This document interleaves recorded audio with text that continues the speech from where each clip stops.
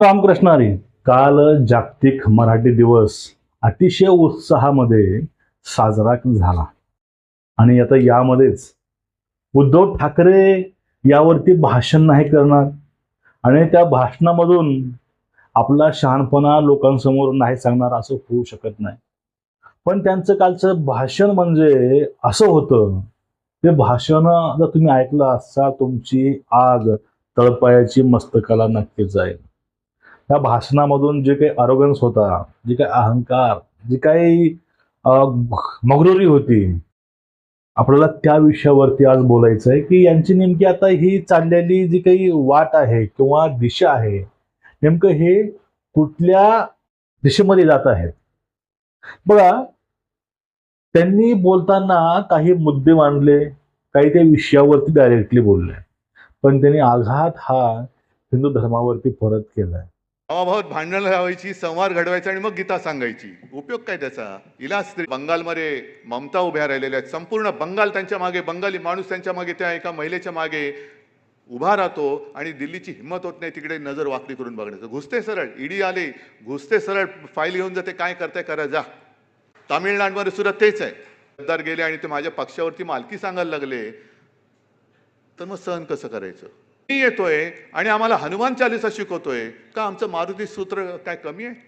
भीमरूपी महारुद्रा, त्याच्यात हनुमानाचं जे वर्णन आहे समर्थ रामदासांनी केलेलं आहे ते कितीतरी मजबूतीने त्याच्यासमोर आपण म्हणू शकतो. कशाला हनुमान चालीसा पाहिजे म्हणा? अहंकार झाल्यानंतर रावणाची लंका सुद्धा क्षणात उद्ध्वस्त झाली. तुझं काय आहे? जय श्रीराम, बाकीचं पुढे काय? आता संशय येऊ लागतोय की बाळासाहेबांचे वैचारिक शिवसेना खरंच 101% सिद्धसाहेब तो वारसा जपत आहेत. बघा, भावाभावामध्ये भांडणं लावायची आणि मग गीता सांगायची. त्यांचं भाषणाची सुरुवात इथून झाली. भावाभावात भांडणं, जर यांच्यावरती गोष्ट लागू केली तो ठाकरे बंधूवरती, तर यामध्ये भांडणं हे देवाभाऊनं लावलेच नाही. ठाकरेंच्या अहंकारामुळं राज ठाकरे हे बाहेर पडले होते. राज ठाकरेला ठरवून बाहेर काढलं होतं त्यांच्या दोघांच्या वैचारिक मतभेदामुळं. मग जो काही भावाभावात भांडणं लावायची मग गीता सांगायची, यांनी जे बोललंय ते आपल्या श्रीकृष्णाविषयी. कारण गीता कृष्णानं सांगितले भाऊ भाऊ कोण? कौरव आणि पांडव हे भाऊ भाऊ. पण या ठिकाणी कौरवाच्या विरोधामध्ये पांडव होते आणि पांडवाच्या सोबत एक कृष्ण होते. हा फरक, ही द्विधा काय होती? कारण हे, अहो, जगातील सगळ्यात मोठा मोटिवेशनल स्पीकर म्हणजे कृष्ण आहे. त्या रणांगणामध्ये धर्म अधर्माचा सामना होत असताना, रणांगण युद्ध चालू आहे, यामध्ये अर्जुन शस्त्र उठवत नाही, त्यावेळेस अर्जुनाला मोटिवेशन, त्यावेळेस त्या क्षणाला त्या अवस्थेमध्ये ज्यांनी कोणी मोटिवेशन केलंय ते मोटिवेशन स्पीकर जगामधले पहिले हे श्रीकृष्ण आहे. आणि तीच गीता आपण आज वाचतोय किंवा आपण धर्मग्रंथ मानतोय.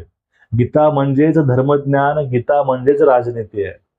गीता हेच आयुष्य आहे, गीता हे तत्वज्ञान आहे, गीता हेच विज्ञान आहे. मग ह्या गीतेविषयी जे गीता कृष्णानं सांगितली, 18 अध्याय 700 श्लोक आपण ते आता पाहतो, ते गीता सांगून काय अर्थ आहे? त्यांनी तिथं भावाभावात भांडणं लावतो. पण त्या ठिकाणी कृष्णानं धर्म स्थापनेसाठी अवतार घेतले होते आणि त्या ठिकाणी त्यांनी अधर्माचा नाश केला होता. मग त्या कृष्णाविषयी या महाशयांना प्रथमतः प्रश्न विचारला. त्या पुढे जाऊन आता महाराष्ट्रामध्ये गीता वाचायची गरज नाही, तुम्ही तिला पूजा, आमची हरकत नाही, पण आपण ज्ञानेश्वरी वाचावी आणि एकमेकांना भेट द्यावी अवश्य. ज्ञानेश्वरी ही कोमल आणि एक जगातला एक असा ग्रंथ आहे, वयाच्या 12व्या वर्षामध्ये ज्ञानेश्वरांनी तो ग्रंथ आपल्यासाठी अर्पण केला साध्या भाषेमध्ये. आणि गीतेचं स्वरूप ज्ञानेश्वरी आहे. ज्ञानेश्वरीमध्ये पण तेवढेच अध्याय आहेत, 18 अध्याय 700 श्लोक, दुरीकडे तेवढीच संख्या. फक्त हे वाचा, हे वाचू नका, याचा अर्थ काय? कारण लोकांना आता हे गीतेकडं लोकांनी पाठ फिरवावी, हिंदुत्व आहे तिकडे लोकांनी पाठ फिरावी, हे यांची साजिश आहे का असा एक प्रश्न पडतो. कारण काय? कारण हे नेहमी श्रीकृष्णाविषयी बोलतात, त्यांच्या विरोधामध्ये बोलतात. आणि ते बोलताना बोलले होते की आता तुम्ही हनुमान चालीसा वापरू नका, तुमच्यावरती हनुमान चालीसा का लादली गेली, आपण मनाचे श्लोक म्हणूया, स्वामी समर्थाला मानूया. आता स्वामी समर्थाला ह्यांची मंडळी मानते का हो? जे काही पुरोगामी आहेत हे स्वामी समर्थांना मानतच नाहीत. आता ज्यावेळेस यांना ह्या गोष्टी कळतील परत ते काहीतरी अजून सारवासारव करतील. असो, पण आता आपल्या हिंदू धर्माला हनुमान चालीसा असेल, गीता असेल, ह्या सर्वांना नावं ठेवणारे, भावात भांडणं लावायची आणि मग गीता सांगायची काय अर्थ याला म्हणणारे उद्धव ठाकरे आपले आदर्श कुणाला मानतात माहितीये का? ते आपले आदर्श मानतात बंगालच्या ममता बॅनर्जी. कारण काय हो? कारण हे आहे की त्यांनी ईडी आली त्यावेळेस ते मध्ये घुसतात आणि फायले घेऊन ते बाहेर येतात, ते जाऊन त्यांना भिडतात, ते त्यांना आपले आदर्श मानतात. कारण काय? ममता बॅनर्जी तेच आहे. त्या ममता बॅनर्जीनं पश्चिम बंगालमध्ये हिंदूची अवस्था काय केली आहे? बहुसंख्य हिंदूंना तिथं अल्पसंख्याक करून टाकलेली ममता बॅनर्जी आहे. त्यांचा ते आदर्श हे यांचे आहे. पुढला आदर्श कोण आहे?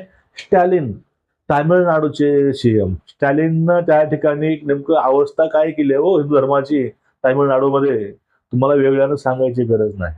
म्हणजे ज्या लोकांचे आदर्श हे ममता बॅनर्जी असतील, स्टॅलिन असतील, ज्यांना यांचा अभिमान वाटतो, त्यांना आपल्या हनुमान चालिसेचा अभिमान वाटत नाही, त्यांना श्रीरामाचा अभिमान वाटत नाही, कृष्णाचा अभिमान वाटत नाही, मग या लोकांविषयी आपण नेमकं काय बोलायचं?